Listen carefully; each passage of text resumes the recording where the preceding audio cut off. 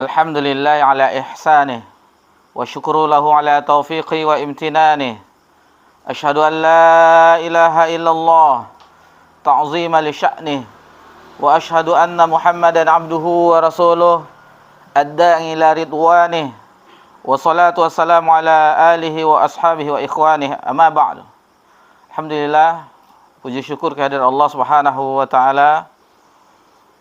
Alhamdulillah lebih kurang 1 bulan kita akhirnya di malam yang berbahagia ini, di tanggal 7 Jumadal Ula tahun 1445 Hijriah, bertepatan tanggal 19 November 2023 Masehi, kita berkumpul kembali untuk sama-sama mempelajari salah satu karya ilmiah tulisan ulama kita, Kasyfus Syubhat. Semoga Allah Subhanahu wa taala memberikan kita pemahaman ketika mempelajari ini apa yang dimaksudkan oleh muallif. Begitu juga pahala yang melimpah kepada penulisnya. Kemudian tidak lupa juga kepada kita semuanya yang mempelajari karya tulisnya. Dan kepada yang menyaksikan di media, siapa tahu mungkin karena ada suatu halangan sehingga tidak bisa hadir yang biasanya bersama-sama hadir bersama kita, namun karena suatu hal mungkin tidak bisa hadir di sini, akan tetapi bisa mendengarkan di media yang ada. Salawat beriringkan salam kepada Nabi kita tercinta Nabi Muhammad sallallahu alaihi wasallam. Taib, agar mempersingkat waktu, marilah kita bersama-sama melanjutkan pelajaran kita di dalam pembahasan Kasyfus Syubhat. Untuk itu, marilah bersama-sama kita mendengarkan kalimat-kalimat yang ada di kitab ini, dan akan kita jelaskan secara ringkas poin-poin, makna-makna yang bisa kita pahami dari tulisan-tulisan ini. Untuk kepada Ustadz kita, Ustadz Yayan, agar dimohon untuk membacakannya. Tafadhal Ustadz. Fa iza tahaqqaq annahum muqirruna bihadza. Bismillahirrahmanirrahim. Fa iza tahaqqaqta annahum muqirruna bihadza wa lam yudkhilhum fit tauhid alladhi da'ahum ilayhi Rasulullah sallallahu alaihi wasallam. فعرفت أن التوحيد الذي جحدوه هو توحيد العبادة الذي يسميه المشركون في زماننا الاعتقاد. Apabila sudah terang bagi kalian bahwa mereka orang-orang musyrik itu mengakui mengimani tauhid rububiyah ini, tetapi hal itu belum berarti mereka telah bertauhid seperti yang menjadi tujuan dakwah Rasulullah sallallahu alaihi wasallam kepada mereka. Dan kalian telah mengetahui bahwa tauhid yang mereka ingkari adalah tauhid ibadah yang oleh orang-orang musyrikin pada zaman kita disebut dengan al-i'tiqad, keyakinan hati. Baik. Kemudian muallif melanjutkan pemaparannya. Di sini sebutkan faiza tahaqqaqata annahum muqirruna bihadza, apabila telah jelas bagi mereka, maksudnya sudah mengetahui tentang bihadza, maksudnya pembahasan sebelumnya, karena ini berkaitan dengan pembahasan kita di sebelumnya, yakni membahas bagaimana orang-orang terdahulu mereka meyakini tauhid rububiyah, yang mana mereka meyakini Allah Subhanahu wa taala sebagai Rabbul Alamin, yang mengatur alam semesta, yang memberikan rezeki, yang menurunkan hujan, yang mengatur alam semesta setiap harinya. Dan itu semuanya mereka ketika Nabi sallallahu alaihi wasallam meyakini. Kemudian dilanjut, walam yudkhilhum fi tauhidil ladzi da'ahum ilaihi Rasulullah sallallahu alaihi wasallam. Akan tetapi keyakinan mereka yang mereka yakini tadi bahwasanya Allah Subhanahu wa taala dengan Rob yang mengatur alam semesta, yang telah menerbitkan matahari dari timur, menenggelamkannya dari barat, yang menghidupkan, yang mematikan, yang memberikan kehidupan kepada seluruh makhluk. Namun dijelaskan oleh muallif rahimahullah taala, belum memasuki mereka. Orang tersebut belum memasuki terhadap tauhid yang Nabi, yang tujuan dakwah Nabi sallallahu alaihi wasallam terhadap tauhid tersebut. Maksudnya tauhid yang disebutkan, yang dimaksudkan, yang Nabi mendakwahi orang-orang kaum di zamannya, itu tauhid uluhiyah, tauhid ibadah. Wa arafta anna tauhidil ladzi jahaduhu huwa tauhidil ibadah allazi yusammihi al-musyrikuna fi zamanina al-i'tiqad. Maka jelaslah, maka kita telah mengetahui bahwasannya sesungguhnya tauhid yang diingkari, yang diingkari adalah tauhid ibadah. Jadi tauhid yang mereka terjatuh, istilahnya melakukan penyelewengan terhadap tauhid, itu adalah tauhid ibadah, yang pada zaman ini disebutkan ketika di zaman Syekh ini menulis kitab ini di abad ke-13 atau 12 Hijriah, itu dinamakan dengan al-i'tiqad. Jadi itu masalah-masalah i'tiqad, aqidah, usuluddin dan segala macam, itu istilah-istilah yang maknanya sama, pokok dari agama. Aqidah, i'tiqad, usuluddin atau yang selainnya itu sama, intinya adalah pokok dari agama ini. Awalnya dahulu tidak ada pembagian-pembagian seperti ini, dinamakan masalah ini aqidah, ini yang seperti ini dinamakan ibadah, ini yang seperti ini dinamakan ini. Tidak ada pembagian disiplin ilmu seperti itu dahulunya. Namun dengan berjalannya masa zaman, akhirnya ilmu disiplin itu dipisah-pisahkan oleh para ulama kita, maksudnya untuk agar kita memahaminya. Terlebih setelahnya tidak berapa lama, akhirnya ajaran yang sebagaimana Nabi SAW mengajarkan kepada para sahabat akhirnya tersusupi dengan akidah-akidah dari luar, pemikiran-pemikiran, sehingga dengan berlalunya zaman sampai di zaman kita ini, maka sulitlah bagi kebanyakan, mayoritas, kita katakan mayoritas kaum muslimin, untuk membedakan mana yang syariat dari Rabbul Alamin yang sebagaimana Nabi SAW mengajarkan kepada para sahabat, dan mana pemikiran-pemikiran manusia. Sangatlah susah. Ditambah lagi akhirnya ada pemikiran-pemikiran di setiap zaman yang intinya itu berawal dari terbunuhnya, syahidnya Umar bin Khattab radhiyallahu anhu. Karena di zaman-zaman sebelumnya, apalagi di zaman Nabi SAW, itu masih Nabi mengingkari sahabat yang mereka meyakini yang tidak sesuai dengan dimaksudkan oleh Allah Subhanahu wa taala dan yang dimaksudkan oleh Nabi sallallahu alaihi wasallam. Lalu Nabi, bukan seperti itu, kata Nabi. Adapun maksudnya begini-begini. Diluruskan oleh Nabi. Alhamdulillah, alangkah indahnya kehidupan mereka yang ketika mereka salah memahami, dijelaskan oleh Nabi sallallahu alaihi wasallam. Langsung Nabi sallallahu alaihi wasallam mengkoreksinya. Langsung Nabi sallallahu alaihi wasallam membenarkannya. Langsung Nabi sallallahu alaihi wasallam memerintahkannya bagaimana maksud dari nas-nas tersebut. Begitu juga di zaman Abu Bakar, masih Abu Bakar, bagaimana orang yang ketika itu banyak murtad, Abu Bakar memeranginya. Orang yang enggan membayar zakat, Abu Bakar memeranginya. Nabi-nabi palsu, Abu Bakar memeranginya. Sampailah ke kekhalifahan Umar bin Khattab, sudah mulai sedikit-sedikit bermunculan, sehingga ketika itu, namanya kita lupa, ada seorang yang memiliki pemikiran, menyelisihi pemikiran para sahabat. Umar memanggilnya dan menghukumnya sambil memukul kepalanya agar syubhat-syubhat di kepalanya itu hilang. Lalu diungsikan ke padang pasir agar pemikirannya tidak diserap oleh orang-orang yang lain, para sahabat yang lainnya. masyarakat ketika itu di kota Madinah. Nah, begitu Islam itu awalnya dijaga.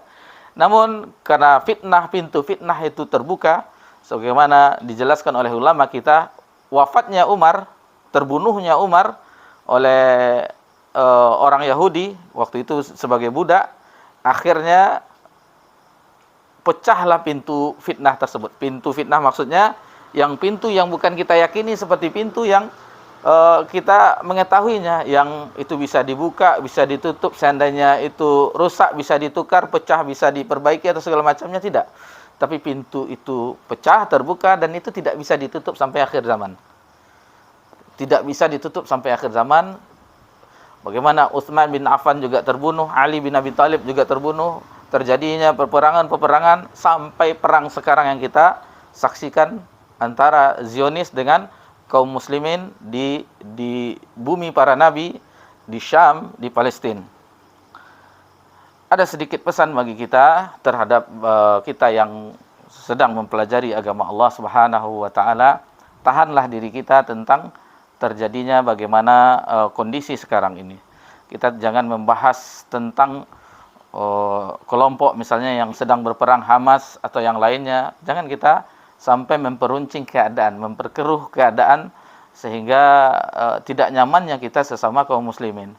Sekarang yang kita pikirkan bagaimana kondisi keadaan saudara-saudari kita, dan kita semuanya mengetahuinya.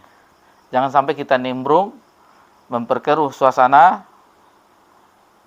Jadi kita sibukkan dengan apa yang kita bisa bantu, seperti bantuan kemanusiaan berupa harta, minimal doa. Kita doakan mereka, dan alhamdulillah sebagian masjid kaum muslimin mereka di salat maghrib, isya, subuh, sebagian itu mereka kunut nazilah, tidak masalah. Bagaimana agar Allah Subhanahu wa taala memenangkan kaum muslimin, menjaga Baitul Maqdis, dan menghancurkan orang-orang yang telah melakukan pembantaian, kita katakan pembantaian, itu tidak perimanusiaan. Bagaimana fasilitas umum, rumah sakit, dan anak-anak yang kita saksikan videonya, tidak berani kita atau tidak kuat kita melihatnya, pilunya hati kita, sedihnya kita melihat bagaimana kondisi mereka di situ. Dan sebagian yang tidak kuat dengan keadaan tersebut mengungsi ke tempat yang aman, meninggalkan Gaza. Itu sedikit kita sinkronkan dengan kondisi sekarang ini, di zaman ini. Adapun di zaman itu adalah orang-orang di zaman mu'alif ini, orang yang tidak tidak meyakini tauhid ibadah atau uluhiyah yang kita diistilahkan oleh para ulama, maka itu dinamakan i'tikad ketika itu, al-i'tiqad. Dan itu tetap didakwahi oleh Nabi SAW. Mereka meyakini dan mereka juga beribadah haji dan umrah, kan, tetapi itu belum sesuai dengan misi Nabi SAW, yang nanti di bagian paragraf berikutnya kita akan jelas bagi kita apa maksud dari dakwah Nabi Sallallahu Alaihi Wasallam. Di sini bahwasanya ini adalah penjelasan di bagian alinea ini, intinya penjelasan bagaimana tauhid rububiyah itu belumlah dikatakan sebagaimana tauhid yang didakwahi oleh Nabi SAW, yaitu tauhid ibadah. Taib. Sistem ya. Kama kanu yad'una Allah subhanahu lailan wa naharan. Thumma minhum man yad'u al-malaika li ajli salahihim wa qurbihim min Allah liyashfa'u lahu. Aw yad'u rajulan salihan misla Allata aw nabiyyan misla Isa. Sebagaimana mereka kaum musyrikin senantiasa berdoa kepada Allah Subhanahu wa taala malam dan siang hari. Kemudian di antara mereka ada yang berdoa kepada malaikat karena kesolihan dan kedekatannya kepada Allah, dengan harapan dapat memberikan syafaat kepada mereka.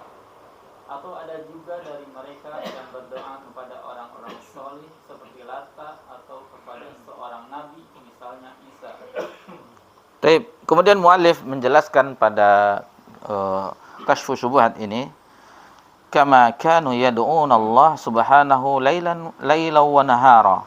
Jadi sebagaimana orang-orang musyrik itu mereka berdoa kepada Allah Subhanahu wa taala siang dan malam. Mereka berdoa kepada Allah Subhanahu wa taala siang dan malam. Untuk agar memperjelas, karena sebagian kita di kajian Ushulus Salasah mungkin belum hadir, cuman untuk menjemput kembali agar kita memahami apa maksudnya syirik sementara dia bersahadat. Makna dari syirik adalah seseorang yang beribadah kepada Allah Subhanahu wa taala, seseorang beribadah ghairullah kepada selain Allah au ma'a Allah. Jadi dia beribadah kepada selain Allah, itulah kesyirikan. Au dia beribadah kepada Allah ma'a Allah. Dia beribadah kepada selain Allah ma'a Allah, bersama Allah. Di sini bisa kita pahami, selain orang yang melakukan kesyirikan, selain menyembah Allah Subhanahu wa taala, mereka menyembah Allah Subhanahu wa taala dalam peribadatan mereka, tetapi diikutkan yang lain. Nah, itu dia perserikatan tadi, sekutu tadi. Ada Allah, ilah, ma'bud yang disembah, ada makhluk yang sebenarnya tidak ada ketuhanan sifat ilahiyah bagi mereka, tetapi diangkat posisinya sebagai ketuhanan. Meminta juga di sana, berharap juga di sana kepada makhluk tadi. Nah, itu dia. Jelaslah bagi kita, teranglah bagi kita bahwa orang yang sudah bersyahadat pun itu tidak tertutup kemungkinan terperosok, terjerumus ke dalam kesyirikan. Walaupun tidak syirkun akbar, minimal mereka melakukan syirkun asghar atau syirkun khafi, diistilahkan oleh ulama yang lainnya, yang ringan, yang tidak tampak. Seperti riya. Riya itu termasuk kesyirikan. Karena dia beribadah bukan ingin mendapatkan pahala ganjaran dari Allah Subhanahu wa taala, tetapi ada maksud terselubung lain untuk mendapat pujian orang, makhluk atau yang lainnya. Nah, jadi kita jemput pelajaran kita yang di pelajaran yang lalu supaya kita bisa memahami apa yang dimaksudkan oleh penulis pada paragraf-paragraf ini. Karena kalau ini pembahasannya terus terang sudah lama tidak dibahas orang, sudah hampir hilang Kashfu Syubhat ini. Tidak berani orang membahasnya karena agak sedikit membutuhkan konsentrasi, agak sedikit membutuhkan keseriusan. Kalau kita baca sendiri mungkin jidat kita banyak kerutnya. Apa maksud penulis ini? Jadi kalau tidak dipahami apa maksudnya, maka apalagi muallif menuliskan realita di zaman dia, dan itu walaupun di zaman itu di abad ke-12 tidak tertutup di abad kita yang abad 15 atau 15 Hijriah ini, karena 1445 Hijriah juga sama kejadiannya. Karena setiap waktu itu sama maksudnya apa yang dilakukan oleh umat sama, penyelewengannya, penyimpangannya, cuman istilahnya yang berbeda. Seperti liwat atau yang dilakukan oleh negeri Sadum di zaman Nabi Lut, dulu namanya diistilahkan dengan homoseksual. Kalau di zaman sekarang ada istilahnya LGBT yang merangkup semuanya. Jadi istilah-istilah sebenarnya dia tetap ada, tetapi namanya yang berbeda. Seperti orang-orang pemahaman dahulu, ada Mu'tazilah, ada Khawarij, ada segala macamnya, Maturidiyah, segala macamnya, itu tetap ada di zaman ini.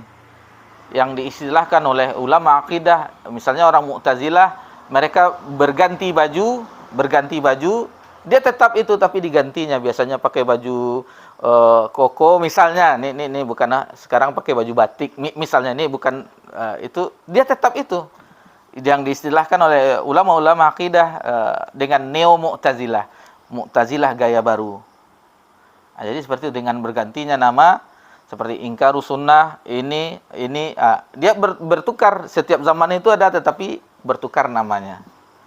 Berbeda dengan orang yang tetap istiqomah, yang mereka beribadah sebagaimana para sahabat generasi awal umat ini, dari generasi sahabat, tabi'in dan tabi'ut tabi'in beribadah, apapun istilah namanya, akan tetapi itulah dia kebenaran, itulah agama Islam yang hak, yang murni, yang belum tercampur dengan pemikiran-pemikiran orang yang berakal, orang yang berilmu, tetapi pemikiran disusupi dalam agama ini.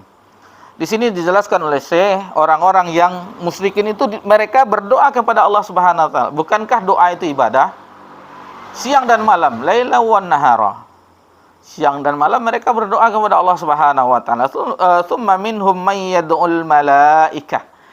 Kemudian di antara mereka, orang-orang musyrik itu, mereka berdoa kepada malaikat. Berdoa kepada malaikat. Jadi liajli salihum wa qurbihim minallahi liyashfa'ulah. Tujuan mereka adalah karena apa mereka beribadah kepada malaikat itu, berdoa kepada malaikat? Karena kesolehan malaikat, kedekatan malaikat dengan Rabbul Alamin. Malaikat itu kalau diperintah sujud, kalau tidak disuruh bangkit, itu sujud sampai hari kiamat. Sebagaimana dalam surah Al-Jumu'ah, surah Al-Jumu'ah ya, atau surah di juz 28, wa yu'maru wa yaf'alu ma yu'marun. Jadi melakukan apa yang diperintahkan, tidak pernah menyelisih perintah Rabbul Alamin. Itulah malaikat, selalu dalam ketaatan. Selalu dalam ketaatan, apapun yang disuruh melakukan. Berbeda dengan manusia, apa perintah terkadang tidak dikerjakan, larangan malah itu dilanggar. Itu sedikit bagaimana keadaan orang-orang pelaku kesyirikan yang mereka berdoa kepada malaikat karena kesolehan dan kedekatan dengan, karena ada malaikat itu muqarrabin, malaikat muqarrabin atau malaikat pemikul arash. Wa yahmilu arsya fawqahum yauma idzin tamaniyah. Jumlah mereka 8, pemikul arash itu. Dijelaskan oleh Nabi SAW itu di dalam surah apa itu? Al-Haqqah ya. Itu dijelaskan kalau kita lihat tafsirnya, jarak daun telinga malaikat pemikul arash dengan bahunya itu selama 700 tahun perjalanan. Berapa besarnya malaikat. Malaikat Jibril diberitakan oleh Nabi, diceritakan bentuk aslinya ketika wahyu pertama turun, itu meliputi ufuk, tertutup ufuk, memiliki 600 sayap. Besar malaikat. Malaikat ketika di zaman Nabi Lut, kekuatannya bisa mengangkat negeri Sodom, diangkat tinggi-tinggi sampai ke langit dunia, sehingga lolongan anjingnya didengar oleh penduduk langit, lalu dibalikkan. Nah, itu kekuatan malaikat. Namun di bab ke-16 di kitab Tauhid, itu alhamdulillah telah kita pelajari di pembahasan kitab Tauhid, perkasanya makhluk Allah tersebut yang bernama malaikat, yang diciptakan Allah dari nur, yang selalu patuh kepada Allah Subhanahu wa taala. Ketika Allah berfirman, pingsan mereka karena takut kepada Allah Subhanahu wa taala. Takut mereka kepada Allah Subhanahu wa taala. Baik. Kemudian dilanjutkan oleh muallif di sini, au yad'u rajulan salihan mithlu al-latta. Lalu di antara mereka, atau mereka di antara mereka orang pelaku kesyirikan berdoa kepada orang-orang soleh seperti Latta. Di zaman dahulu Latta, Uzza, Manat. Au nabiyan mithla Isa, atau seorang nabi seperti Isa. Latta adalah orang soleh, orang baik, orang berbudi berpekerti luhur, yang hidup sebelum Nabi sallallahu alaihi wasallam diutus di Mekah. Pekerjaannya mulia, yaitu membuat adonan roti, sebagaimana dijelaskan Al-Hafiz Ibnu Katsir dalam tafsirnya. Kalau kita lihat wa manata tsalitsatal ukhra alakumuz dzakaru wa lahul unsa wan najmi idza hawa. Itu ada dijelaskan oleh Al-Hafiz Ibnu Katsir. Latta itu adalah seorang yang soleh, yang pekerjaannya mengaduk roti, makanan, mengadonnya untuk orang yang ziarah ke Mekah, haji, umroh, diberinya makanan tersebut. Namun setelah wafat, dikenanglah dan akhirnya diibadahi. Akhirnya diibadahi Latta sebagai salah satu berhala besar oleh kaum Quraisy ketika itu. Awalnya tidak disembah awalnya, tapi dengan berlalunya masa akhirnya kuburannya itu iktikaf juga orang di situ agar mendapatkan wasilah dari Latta yang orang soleh tersebut. Au nabiyya mithla Isa, atau seorang nabi bernama Isa. Yang kita ketahui orang-orang Nasrani, kita mengetahui Kristiani itu menjadikan Isa salah satu 3 Tuhan, Tuhan Bapa, Ibu dan Anak. Nah, ini sementara itu adalah salah satu tanda-tanda kekuasaan Allah Subhanahu wa taala. Allah menciptakannya sebagaimana menciptakan Adam alaihissalam. Dikatakan kun fayakun. Jadi ditiupkan ruh ke Maryam lalu hamillah. Jadi kita ulang lagi, pernah kita sampaikan di kajian kita bahwasanya manusia itu dari tidak ada. Awalnya dari tanah, Adam. Lalu istrinya dari tulang rusuknya, sebagaimana riwayat yang kita ketahui, berarti tidak memiliki ayah dan tidak memiliki ibu. Awalnya dari tidak ada jadi ada, tidak memiliki ayah, tidak memiliki ibu. Kemudian tidak memiliki ayah, hanya ibu saja. Isa. Dan mayoritas kita semuanya, sebagaimana kita ketahui, ada ayah dan ada ibu. Dengan hubungan biologis maka lahirlah dengan benih itu manusia-manusia. Itu yang secara umumnya.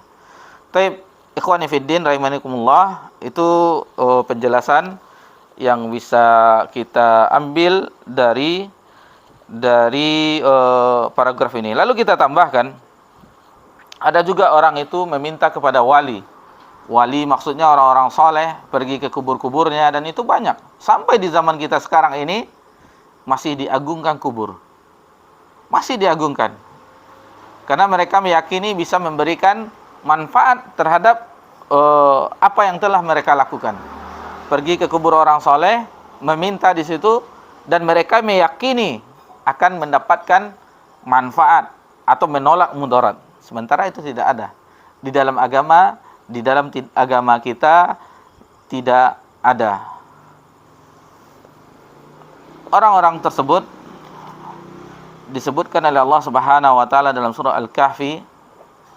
Jadi ayat 103 ayat 105 sebagaimana Allah Subhanahu wa taala berfirman, a'udzubillahi minasyaitonir rajim, afasibal ladzina kafaru ayyattakhizu ibadi min duni awliya inna a'tadna jahannama lil kafirina nuzula qul hal nunabbiukum bil akhsarina a'mala alladzi dhalla sa'yuhum fil hayatid dunya hum yahsabuna annahum yuhsinuna sun'a ulaikal ladzina kafaru bi ayati rabbihim wa liqa'ihi fahbitat a'malum fala nuqimu lahum yaumal qiyamati wazna. Jadi orang-orang tersebut, orang-orang yang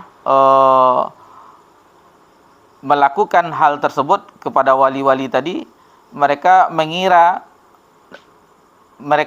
dengan amalan mereka itu mendapatkan balasan.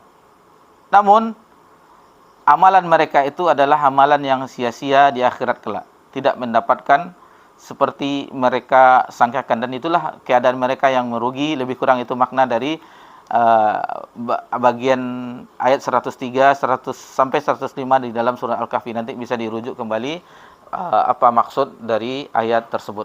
Cuman dijelaskan seperti itu oleh pensyarah Syekh Muhammad Shalih Al-Utsaimin dalam syarahnya, bahwasanya mereka keadaannya mengira bahwasanya mereka itu adalah orang-orang yang telah melakukan kebaikan dengan amalan mereka tersebut, akan tetapi di akhirat mereka orang yang merugi, karena mereka persangkaan mereka itu hanya persangkaan saja, tidak mendapatkan balasan di akhirat kelak.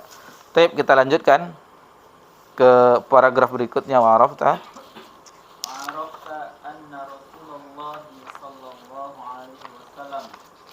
قاتلهم على هذا الشرك ودعاهم إلى إخلاص العبادة لله وحده كما قال الله تعالى فلا تدعوا مع الله أحدا Surah Al-Jin ayat 18. وكما قال تعالى له دعوة الحق والذين يدعون من دونه لا يستجيبون لهم بشيء Surah Ar-Ra'd ayat 14. Engkau pun telah mengetahui bahwa Rasulullah sallallahu alaihi wasallam memerangi orang-orang musyrik karena kesyirikan ini dan menyeru mereka kepada keikhlasan beribadah sebagaimana firman Allah, maka janganlah kalian menyeru kepada seorang pun bersama Allah. Quran surat Al-Jin ayat 18. Allah Subhanahu wa taala juga telah berfirman, hanya bagi Allah lah hak mengabulkan doa yang benar, dan berhala-berhala yang mereka sembah selain Allah itu tidak dapat memperkenankan sesuatu apapun untuk mereka. Quran surat Ar-Ra'd ayat 14. Baik, kemudian muallif melanjutkan pembahasannya, pemaparannya pada tulisan ini. Wa arafta anna Rasulullah sallallahu alaihi wasallam, dan apabila engkau telah mengetahui bahwasanya Rasulullah sallallahu alaihi wasallam qatalahum ala hadzal syirk, memerangi orang yang melakukan kesyirikan ini. Nabi SAW diutus di Mekah, kan mereka awalnya dijelaskan oleh muallif di awalnya mereka meyakini Allah yang sebagai rububiyah, sebagai Rabb, sebagai mencipta, sebagai memberi rezeki dan segalanya. Tetapi Nabi sallallahu alaihi wasallam ketika diutus tetap memerangi mereka. Karena tauhid ibadah mereka belum tercapai. Baru sebatas meyakini Allah yang mencipta, memberikan rezeki, menghidupkan, yang mematikan, yang mengatur alam semesta. Tetapi dalam ibadah mereka belum ikhlas. Sebagaimana wada'hum ilal ikhlasil ibadah lillahi wahdah. Belum ikhlas hanya kepada Allah Subhanahu wa taala semata. Belum.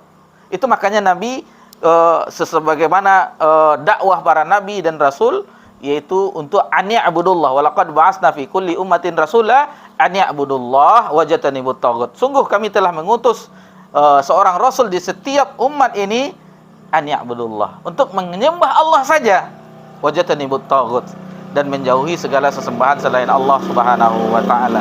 Seandainya yang mereka pahami itu sudah benar, mereka dengan tauhid rububiyah itu saja, maka tidak ada nabi misinya untuk mendakwahi kaumnya. Tidak ada peperangan yang menghilangkan harta, tidak ada permusuhan dengan awalnya. Lihatlah kalau kita mempelajari sirah nabawiyah, itu awalnya Nabi ketika mereka mengetahui banyak yang mengikuti kepada Muhammad, dikenal dengan as-sabiqul awwalun. Di antaranya yang pertama Khadijah binti Khuwailid, Ummul Mukminin, kemudian Zaid bin Harithah yang awalnya itu di anak angkat Nabi SAW. Awalnya dinisbahkan ke Zaid bin Muhammad, tetapi tidak boleh, turun ayat untuk melarangnya, tidak boleh menisbahkan bukan anaknya, maka diganti dengan Zaid bin Harithah. Setelah itu Ali bin Abi Thalib, setelah itu Abu Bakar, dan seterusnya sampai Abdullah bin Mas'ud, sampai sekitar 40 atau 50 orang. Itulah as-sabiqun al-awwalun. Dari Abu Bakar 10 sahabat yang dijamin masuk surga itu sebagian besarnya melalui dakwah dari Abu Bakar. Abdullah bin Zubair, Abdurrahman bin Auf, Utsman bin Affan, Talhah bin Ubaidillah, siapa lagi, Ubaidah bin Jarrah, dan yang lainnya. Itu dari dakwah dari Abu Bakar As-Siddiq radhiyallahu anhu. Jadi ketika itu Nabi tetap mendakwahkan ini agar disebutkan wada'ahum ilal ikhlasil ibadati lillahi wahdah. Apa itu ikhlas? Ikhlas adalah seseorang yang beribadah, bersungguh-sungguh beribadah kepada Allah Subhanahu wa taala, mendekatkan diri kepada Allah Subhanahu wa taala dan mengharapkan surga Allah Subhanahu wa taala.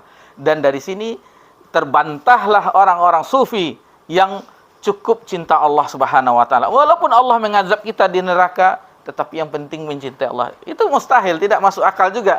Bayangkan Allah ridho terhadapnya tetapi Allah masukkan di neraka. Gitulah, biarlah Allah, apapun yang Allah perbuat pada kita, yang penting kita mencintai Allah, cinta Allah Subhanahu wa taala walaupun diazab di neraka, katanya. Terkenal itu syair-syairnya. Awaliyah seorang perempuan yang sufi, lupa kita itu. Jadi mereka meyakini seperti itu. akan tetapi di akidah Ahlus Sunnah, orang yang menggapai ridho Allah Subhanahu wa taala, Allah sudah ridho, otomatis Allah tempatkan di tempat keriduannya, di negeri yang dirahmatinya, itu surga yang sebagai tempat yang dirindukan oleh orang-orang yang beriman. Lalu disebutkan kama qala Allah taala, sebagaimana firman Allah Subhanahu wa taala, fala tad'u ma'allahi ahada. Janganlah engkau beribadah bersama Allah dengan sesuatu pun, dalam surat Al-Jin. Kemudian wa kama qala ta'ala, lahu da'watul haqq walladzina yad'u min duni la yastajibuna lahum bisyai'. Jadi yang benar itu, yang hak itu adalah orang yang mengabulkan itu adalah Allah Subhanahu wa taala. Adapun selain Allah Subhanahu wa taala, itu tidak bisa mengabulkan apa yang mereka minta kepada selain Allah Subhanahu wa taala. Sudah azan ya? Sudah azan atau sudah ya? Taib. 2 menit lagi. Ayat tambahlah satu sedikit lagi, biarlah, enggak apa-apa. Wa tahaqqaqta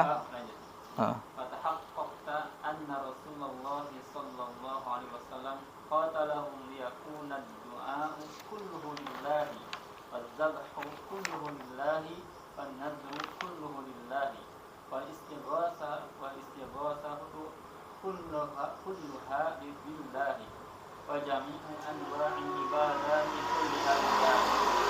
Sudah jelas bagi Anda bahwa Rasulullah sallallahu alaihi wasallam memerangi orang-orang musyrik itu agar seluruh doa hanya kepada Allah, seluruh penyembelihan kurban hanya untuk Allah, seluruh nazar hanya untuk Allah, istighatsah permohonan pertolongan hanya kepada Allah, dan semua bentuk ibadah hanya kepada Allah.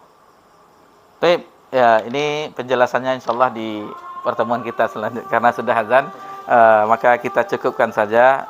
Jadi mudah-mudahan insyaallah di pertemuan yang akan datang sama-sama kita bahas lanjutan yang baru saja kita dengarkan bersama-sama. Dan demikianlah yang bisa kita pelajari di malam yang berbahagia ini. Alhamdulillah, mudah-mudahan Allah Subhanahu wa taala memberikan kita ganjaran terhadap usaha kita ini, dan mohon maaf jika ada kesalahan di dalam menjelaskan. Adapun kebenaran adalah milik Allah dan Rasulnya. Dan kepada Ustadz kita, Ustadz Yayan, mudah-mudahan Allah memberkahi beliau, dan jazakumullahu khaira telah membacakan isi dari tulisan ini, matan dari Kashfu Syubhat. Taib, subhanakallahumma hamdika asyhadu an la ilaha illa anta astaghfiruka wa atubu ilaik. Wassalamu ala nabi Muhammad sallallahu alaihi wasallam wa ala alihi washabihi ajmain. Alhamdulillahirabbil alamin. Wassalamualaikum warahmatullahi wabarakatuh.